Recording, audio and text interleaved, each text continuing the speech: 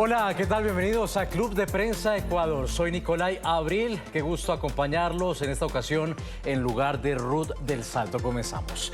Un reciente análisis de The New York Times describe a Delcy Rodríguez como la figura que incluso antes de asumir formalmente el mando en Venezuela ya controlaba los principales resortes de la política económica venezolana. Según el Times, Rodríguez impulsó un giro pragmático en la conducción económica. Relajó controles, toleró mecanismos de mercado y abrió espacios al sector privado como respuesta a una crisis económica extrema marcada por la hiperinflación, la escasez y por supuesto también tenerlo en el radar, las sanciones internacionales.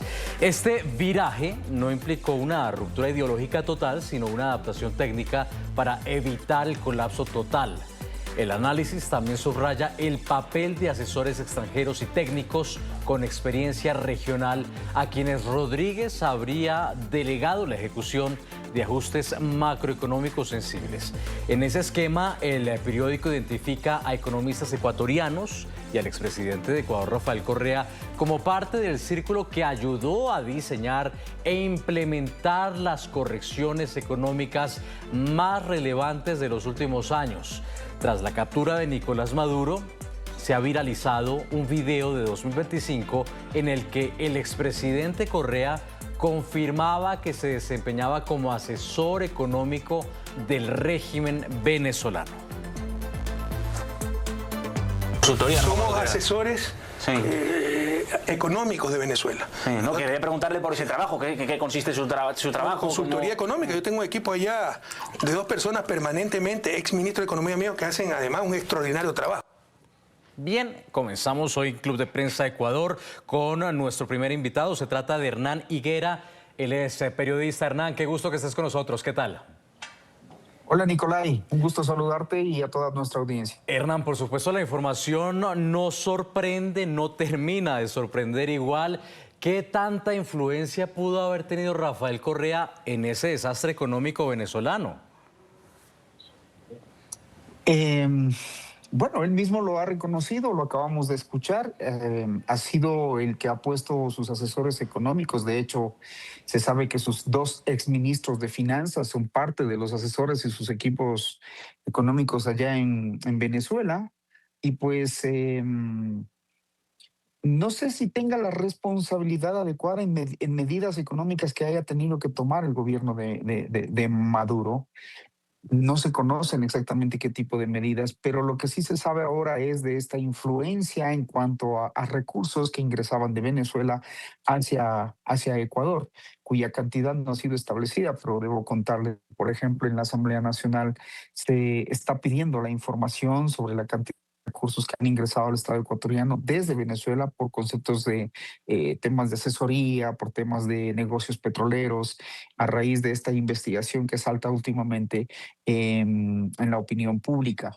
Pero entiendo que por la última entrevista que le hizo el propio Rafael Correa a Nicolás Maduro, dicho por el propio Nicolás Maduro, es uno de los principales asesores en materia económica, ¿no? Entiendo que Nicolás Maduro basaba muchas de sus decisiones en lo que Correa le recomendaba y le sugería. No en vano va a tener viviendo ya por varios años a sus 2 exministros de Economía y Finanzas. Hernán, ¿tú crees que podría ser comparado la forma en la que narras y en la que hemos conocido a través precisamente de la prensa cómo los recursos de Venezuela iban fluyendo hacia el Ecuador por concepto de supuestas asesorías? ¿Crees que esto pueda ser comparable al escándalo de las valijas en Argentina, a cómo el chavismo financió en su momento al kirchnerismo y cómo ha financiado además estas estructuras políticas afines en el resto de América Latina? Mira, acá en Ecuador hay serias dudas de cómo, por ejemplo, la Revolución Ciudadana financia sus campañas, las anteriores y las que van a financiar a futuro. El fondo partidario que entrega el Consejo Nacional Electoral no alcanza para la magnitud de las campañas políticas que hemos visto en las anteriores elecciones, tanto en las presidenciales como en las seccionales. No hay un verdadero control de fondos electorales acá en el Ecuador. No rinden cuentas como lo establece la ley. Así que es fácil darse cuenta el nivel de campaña, las contrataciones que se hacen, la misma forma de vida de quien es todavía la presidenta de la Revolución Ciudadana, la ex candidata Luisa González. Siempre se ha preguntado de dónde salen esos recursos y nadie te da una absoluta respuesta, tomando en cuenta que ella su única actividad que tiene, ha dicho ella, es abogada en libre ejercicio y presidenta del partido La Revolución Ciudadana, pero nadie sabe de dónde viene el dinero y los recursos que financian, por ejemplo, ese tipo de estilos de vida, ¿no? Y hay investigaciones también iniciadas, pero las cosas quedan ahí como en nada.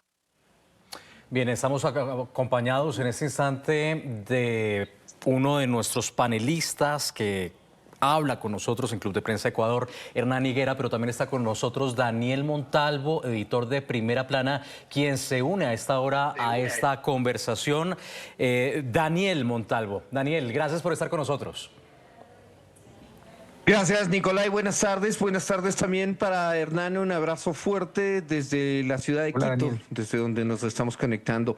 Me parece que hay algunos detalles interesantes para tratar no solo el financiamiento de una organización política en el Ecuador. Aquí se ha sembrado dudas respecto del financiamiento de las carreras políticas de varios personajes a lo largo de la historia. Sin embargo, creo que en esta coyuntura vale destacar dos investigaciones que se iniciaron, una por iniciativa del asesinado candidato presidencial Fernando Villavicencio, quien justo en 2023, antes de las elecciones seccionales de febrero de ese año en el Ecuador, presentó una noticia criminis, no fue una denuncia, una noticia criminis en la que aseguraba que habían permeado dineros de actividades ilícitas a varias campañas.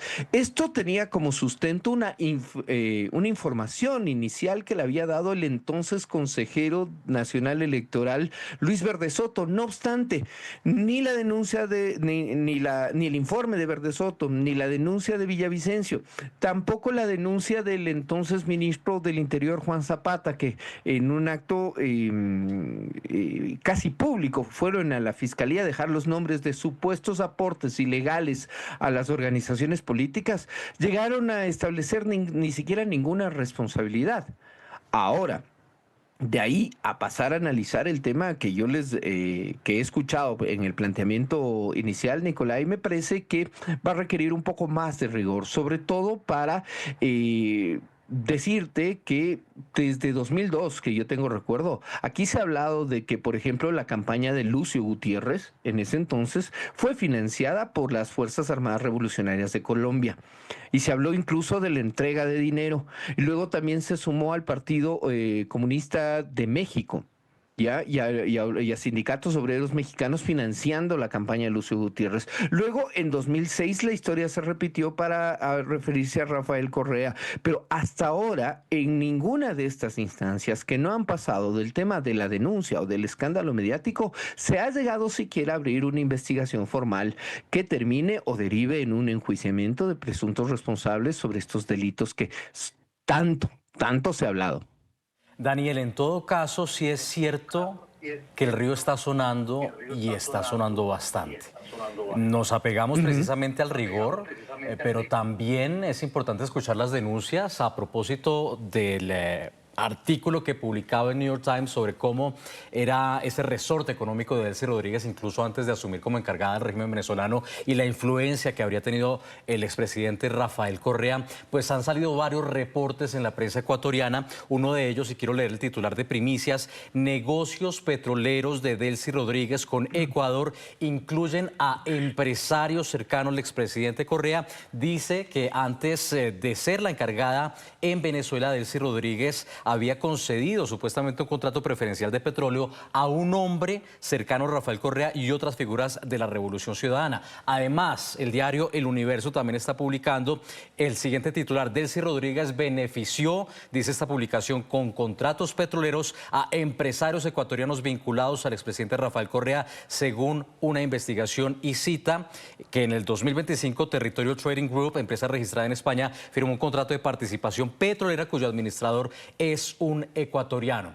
Daniel, ¿cuando el río suena, piedras lleva? Sin duda, sin duda.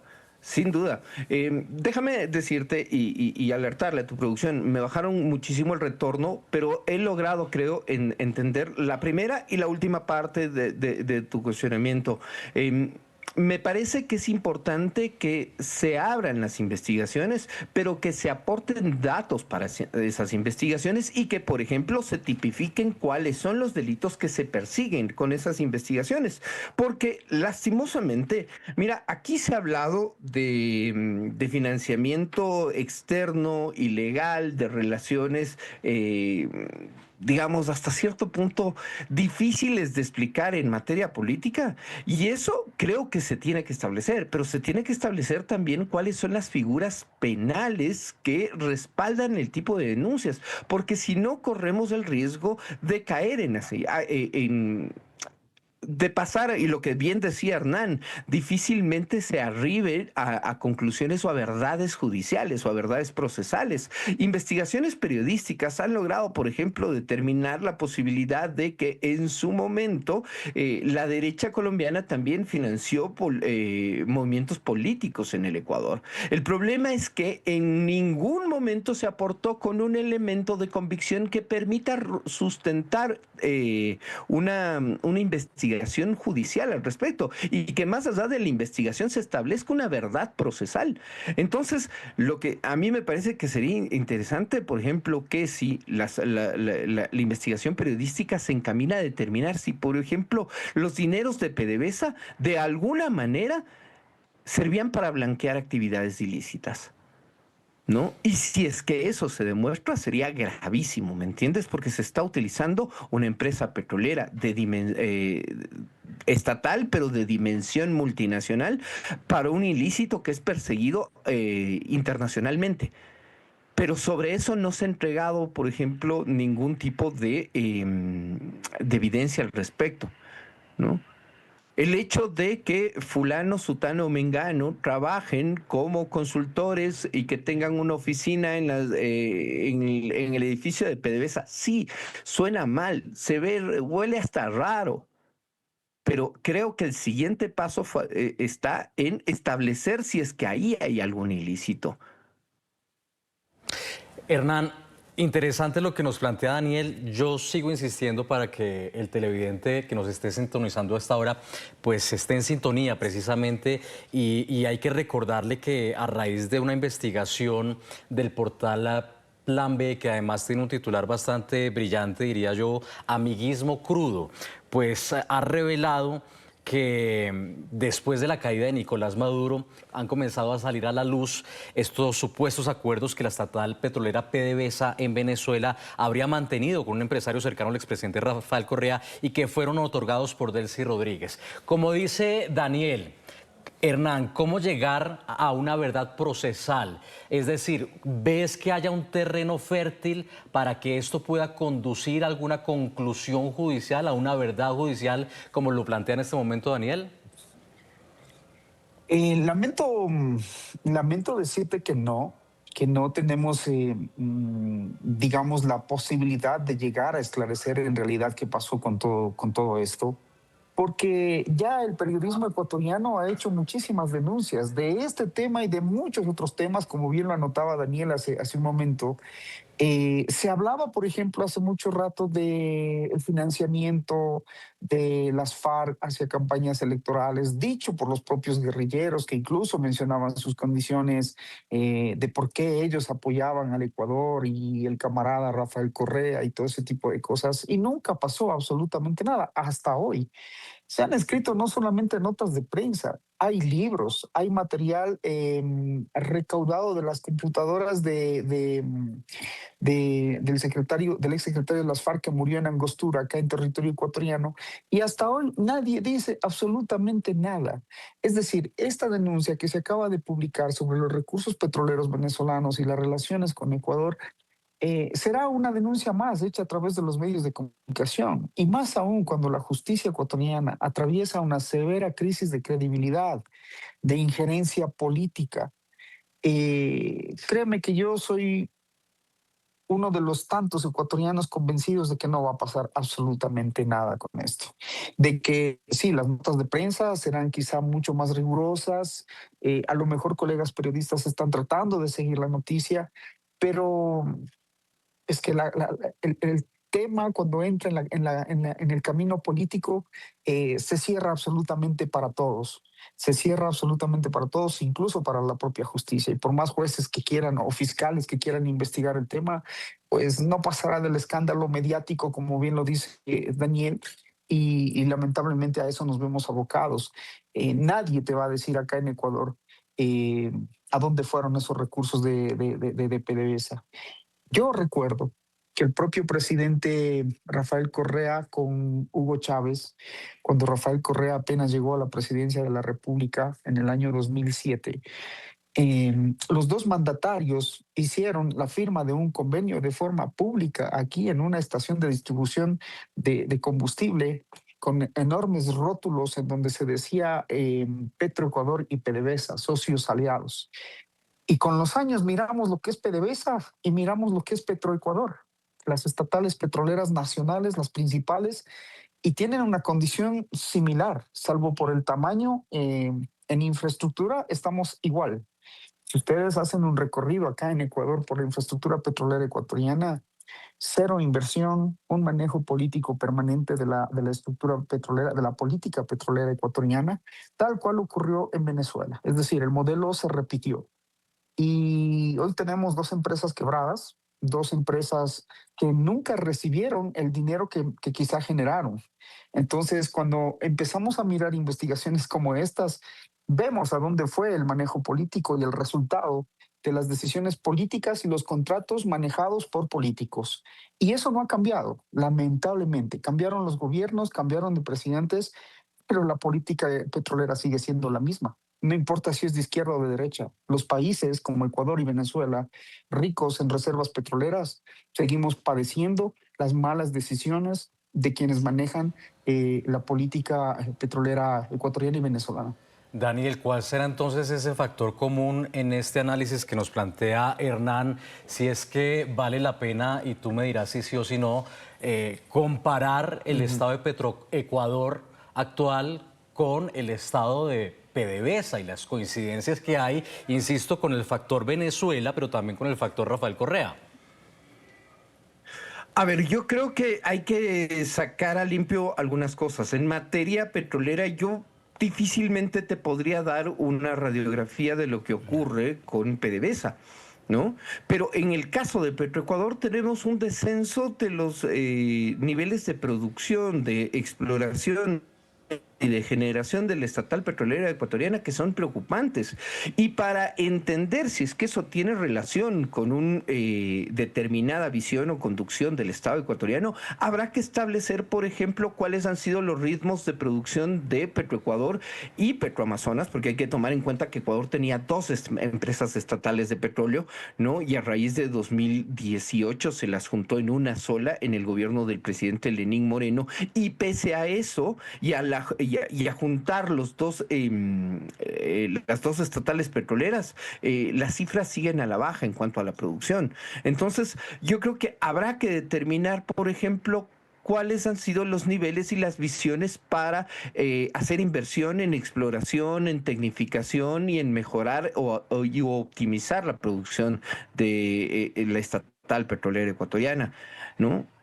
Hay que, por ejemplo, contarle a la audiencia que en el año 2000 2019, en la administración de Lenín Moreno y que fue ratificada por el presidente Lazo, por ejemplo, se estableció que un límite que ya se lo venía manejando, ¿no? A nivel ministerios. Acá en Ecuador ningún ministro podía o ningún funcionario público podía ganar más que el presidente de la República, que a las cifras de ahora el presidente ecuatoriano gana alrededor de $6,800 mensuales, ¿no? Y varios se preguntaron si, por ejemplo, aquí tendrías que incluirle en ese rango al gerente de Petroecuador, ¿no? Un estatal que produce alrededor de 400,000 barriles diarios.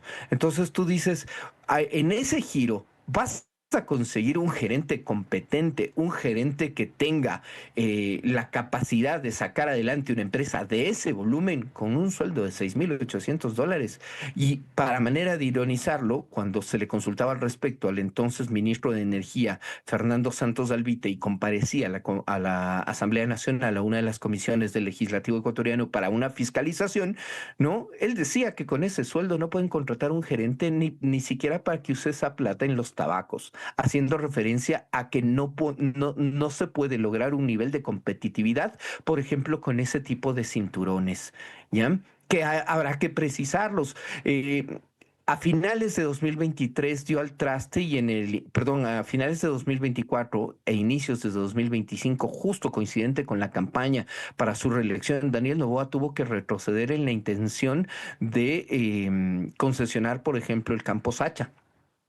Es un campo que requiere inversión privada, según lo han dicho varios expertos, pero que no estaba hecha esa concesión con la suficiente transparencia, ¿no? Entonces, un escenario político adverso ha taladrado incluso la posibilidad de que la gestión de Petroecuador pueda destacar. Yo insisto, yo no me atrevería, sin conocer, por ejemplo, los números de PDVSA, no me atrevería a hacer una comparación. Creo que es lo intelectualmente honesto decirles yo no conozco esto, pero lo que te puedo contar es que Petroecuador ha pasado de ser una empresa líder en la región en materia de petróleos a hoy por hoy tener que ver cómo sus infraestructuras están parchadas. Tenemos infraestructuras como la refinería de Esmeraldas, como el sistema de oleoducto transecuatoriano. Recientemente ha asumido también el OCP, otro oleoducto que era privado y pasó a manos estatales,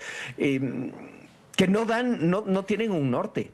Entonces, más allá de yo ubicar o decir o ponerle nombre y apellido, decir fue Rafael Correa, fue Lenín Moreno, fue Guillermo Lazo o fue antes Lucio Gutiérrez o Alfredo Palacio, creo que habría que analizar en realidad los números en la etapa histórica y ver cuándo sí rindió Petroecuador y cuándo no. Claro.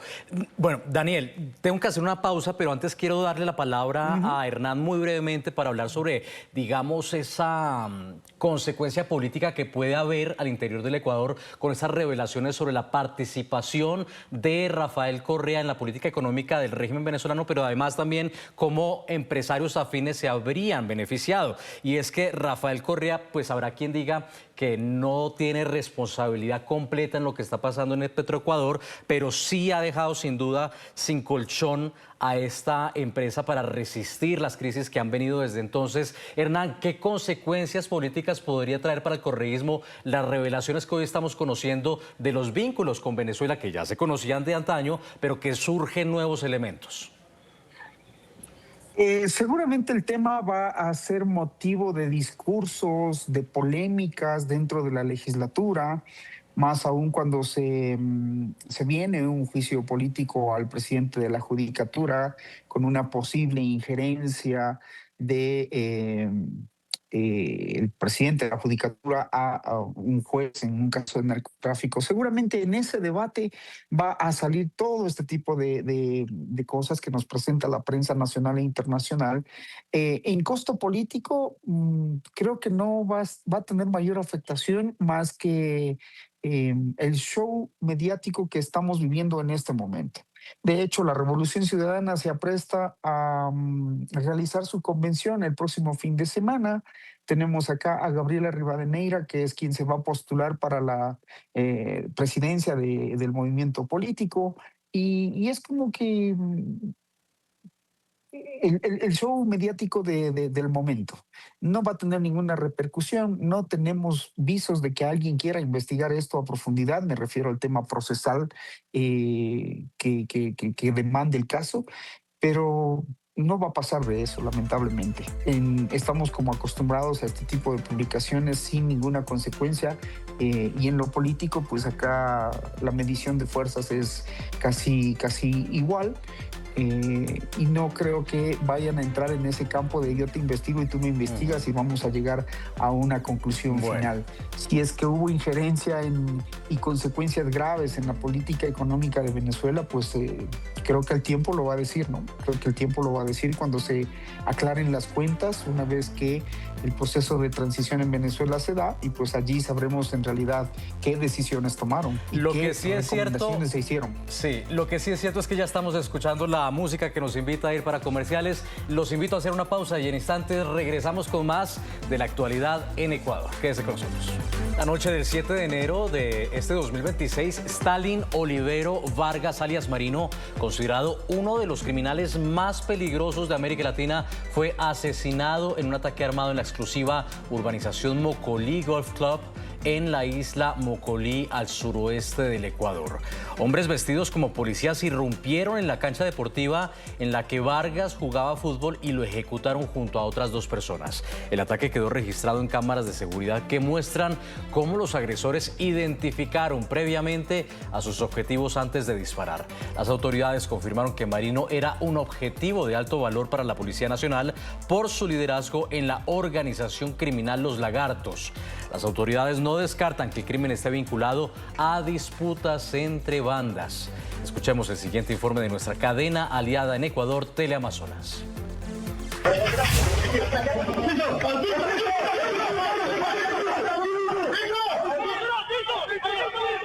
Así se ejecutó la incursión criminal registrada por las cámaras de seguridad dentro de la cancha de la isla Mocolí. Criminales vestidos con indumentaria similar a la de la Policía Nacional ingresaron al lugar. En la cancha se encontraban los 14 jugadores, entre ellos el líder de la estructura criminal Los Lagartos, alias Marino. Los atacantes portaban fusiles y armas de mayor calibre. Usaron luces para identificar a su objetivo y obligaron a los jugadores a lanzarse al piso. Uno por uno fueron identificados para determinar a quién descartaban y a quién ejecutaban.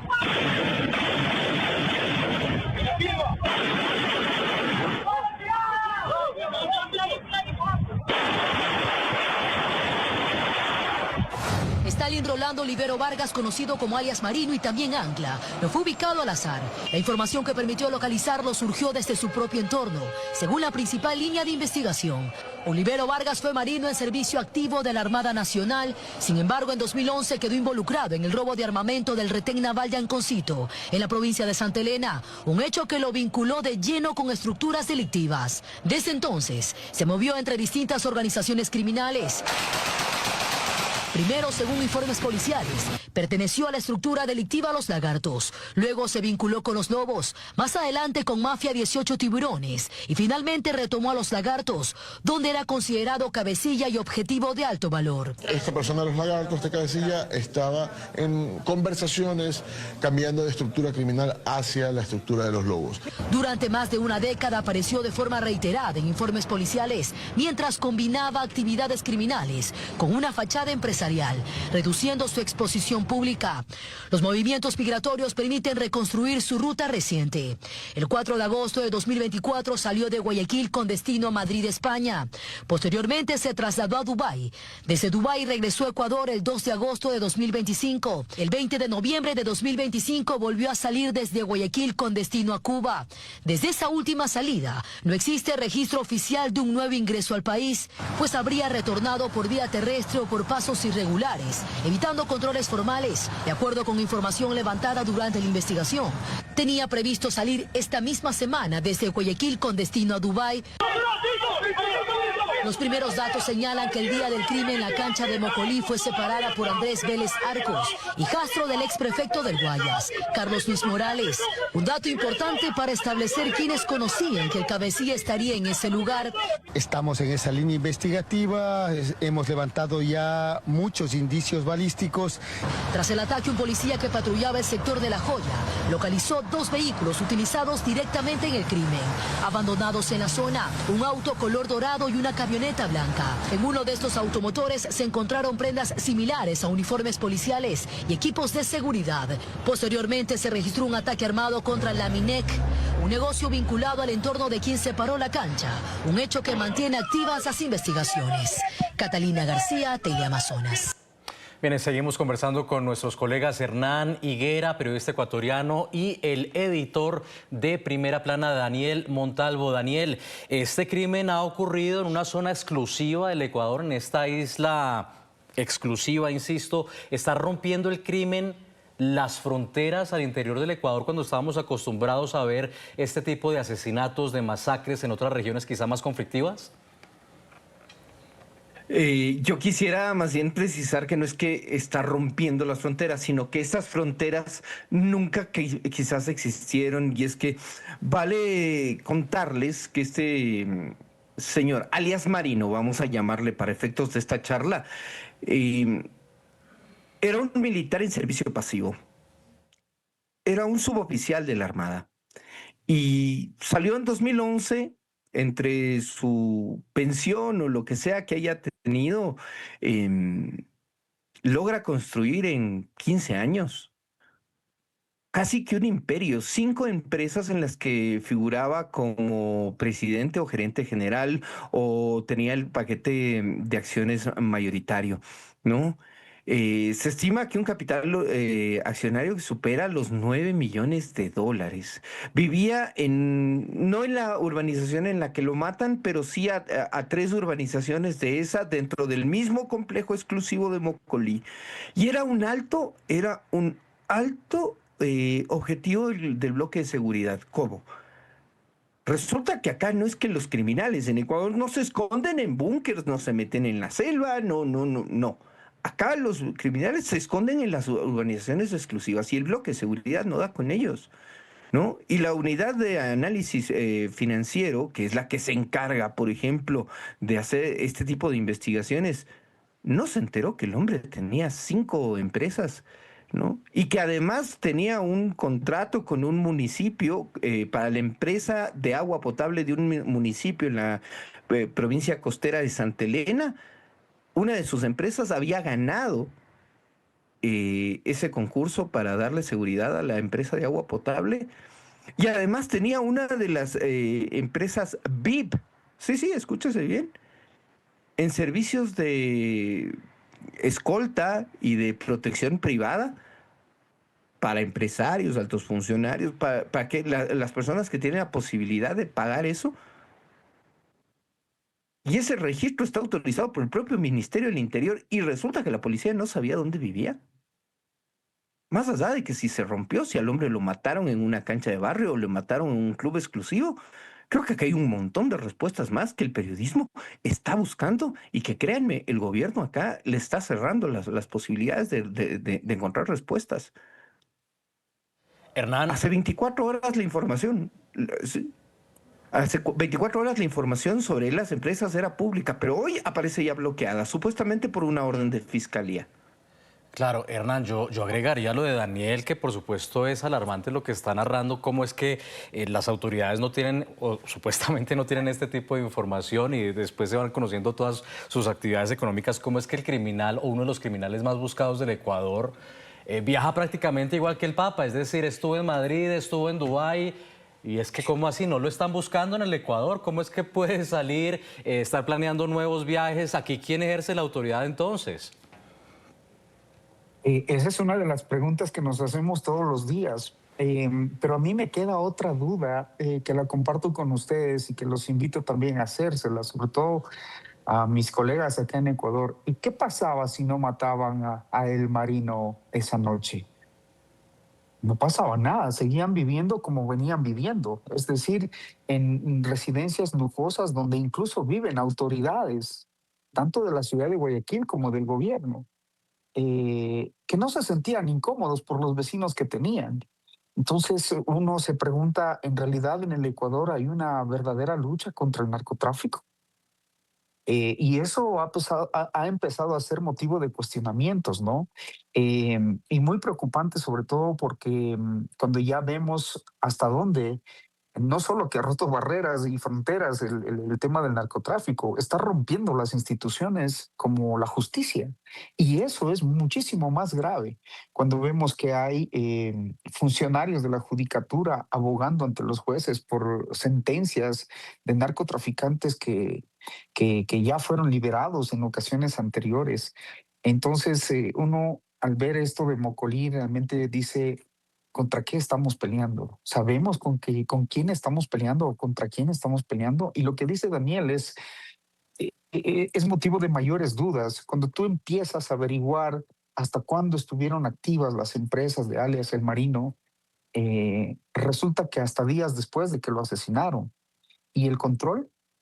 Y aquí viene otra pregunta, ¿no? ¿Por qué a los ciudadanos comunes, cuando tú ingresas un registro bancario superior a los $10,000 o los $5,000, los bancos se alarman? Los bancos te piden registrar el origen de tu dinero. Y hoy vemos que había una sociedad de jóvenes menores de 30 años, incluso con grandes fortunas, dueños de negocios, gimnasios, farmacias, peluquerías, patios de autos, que proliferan en todo el Ecuador. Y nunca nos preguntamos y nos cuestionamos de dónde salió todo ese dinero. Sí. ¿Por qué tanto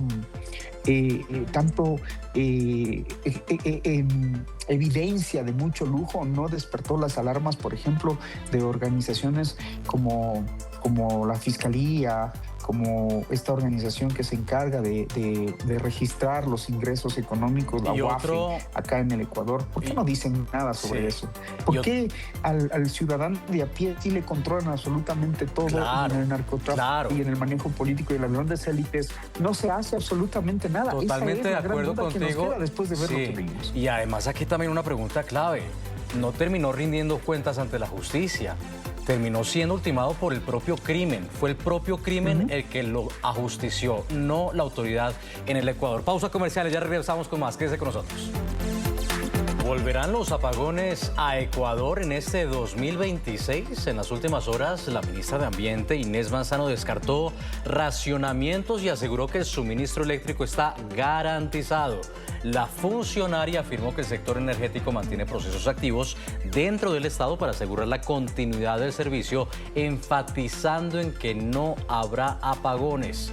Sin embargo, la empresa eléctrica Quito solicitó al sector privado autogenerar energía 2 horas al día con el objetivo de reducir la demanda sobre el sistema eléctrico nacional ante la actual situación energética del país. Veamos el siguiente reporte. Este es el momento en el que el centro de negocios Ecopark, con 45 empresas, comenzó su autogeneración, acogiendo el pedido de la empresa eléctrica Quito. La EEQ solicitó a las empresas y centros comerciales que para reducir el consumo de energía de la red pública usen su propia electricidad 2 horas diarias, hasta el 16 de enero, empezando hoy. Todos los centros comerciales operados por DECA iniciaron su autogeneración el día sábado con 2 horas diarias y el Ecopark inició el día de hoy, que hemos pedido a las empresas que están aquí en Ecopark, y es que tratemos de cuidar el consumo eléctrico. En este centro corporativo, su autogeneración debe entrar desde las 11 de la mañana a 1 de la tarde. Tenemos 5 generadores que se manejan obviamente con diésel, son los que entrarán a operar en el momento que hacemos autogeneración. Asimismo, el centro comercial El Jardín también se prepara para estos días de autogeneración. Estamos listos, ya esto sucedió en el 2024. Contamos con 4 generadores para el centro comercial, 2 generadores especiales. Sin embargo, Soledad Garcés, gerente general de Mall El Jardín, advierte que la autogeneración solo se puede mantener durante un par de horas. No podemos hacer más de 4 o 6 horas, pues están hechos para emergencia. Además, los generadores utilizan diésel premium, lo cual siembra preocupación. Utilizan más o menos, es lo que te contaba, aproximadamente 20 galones por hora. Hay una compensación del diésel que utilizas con la electricidad. Los costos de diésel son altos y si la contingencia pues se alarga, pues sí los costos van a ser altos. Por ello es que los centros comerciales, así como las empresas, no solo implementarán su autogeneración, sino también medidas de eficiencia y ahorro energético, como apagar algunas luces durante el día y el aire acondicionado, entre otras. María Gracia Chacón, Teleamazonas. Si el suministro de energía eléctrica está garantizado en el Ecuador, ¿por qué el llamado a autogenerar energía eléctrica 2 horas al día? Seguimos conversando con los periodistas Daniel Montalvo y Hernán Higuera. Hernán, ¿esto que dijo la ministra es una declaración técnica o más bien una declaración política? Es una declaración política. La ministra el día lunes dijo que ella podía dormir tranquila porque sabe que no va a haber apagones. Y la ciudadanía lo que mira es que ojalá llueva para poder tener luz. Es un problema grave el que tiene el Ecuador, porque durante todo este año no hemos podido superar el déficit de generación eléctrica. Tenemos más de 800 megavatios de déficit y la demanda creciente alrededor de 300 megavatios anuales. Y tenemos proyectos de generación fracasados durante todo este año y el Ecuador ha perdido grandes cantidades, millones de dólares en proyectos fallidos. Esto que está pasando y lo que acabamos de ver en el reportaje es una manera disimulada de decirnos que ya hay racionamientos. Me llama muchísimo la atención que hayan acatado esta resolución del Ministerio de Energía en algunas universidades y centros comerciales, porque hay una regulación del Arconel, la 00324, en donde dice que el Estado les puede pagar por la generación que hacen este tipo de generadores solamente cuando ya hay una declaración oficial de racionamientos. Eso hasta ahora no ha habido. Sin embargo, ya estamos mirando cómo se está pidiendo ayuda a que los grandes sectores empiecen a generar su propia energía. Entonces, lo que allí falta decir es la verdad, si es que esto ya se puede considerar un racionamiento, si es que ya estamos evidentemente mirando que nos faltan los caudales de agua para la generación hidroeléctrica sobre todo. Hay una serie de silencios que nos motivan a pensar que ojalá llueva todo el tiempo para alejarnos cada vez más de los apagones que ya en el 2024 nos llegaron a costar hasta 16 horas diarias. Nosotros vimos esa tamaña crisis en el Ecuador en 2024, en su momento Colombia, que también tuvo problemas de sequía, incluso tuvo que llegar a un acuerdo para poder apoyar al Ecuador. Daniel, ¿no se aprendieron las lecciones de ese 2024? Es claro que no, y yo quisiera citar una declaración que le hiciera en el programa que conduce en Ecuador Andrea Bernal, de lunes a lunes.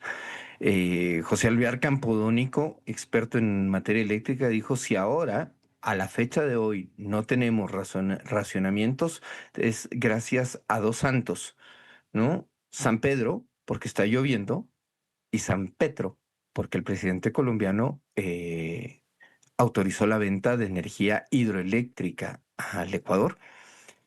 Y es que además es de generación privada.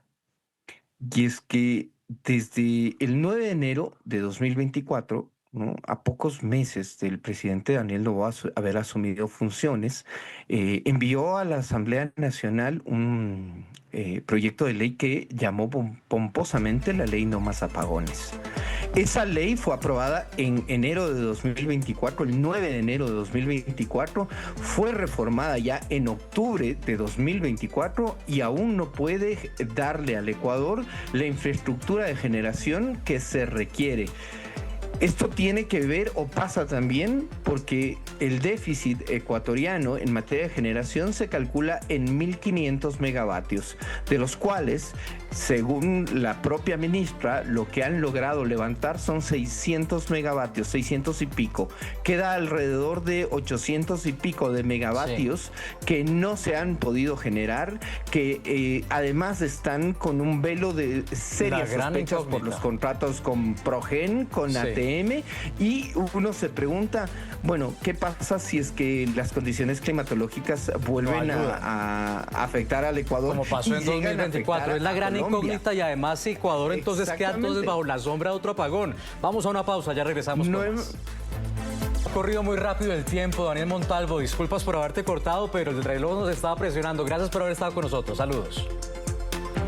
Saludos, gracias a ti, a través de la señal de NTN, a todos los hermanos de América Latina. Un abrazo, también estuvo con nosotros el periodista ecuatoriano Hernán Higuera. Feliz tarde para ti también. Muchísimas gracias, Nicolai, a ti por la invitación y siempre prestos a analizar la situación del Ecuador. Qué gusto haber compartido, y a ustedes gracias por su compañía. Hasta una próxima.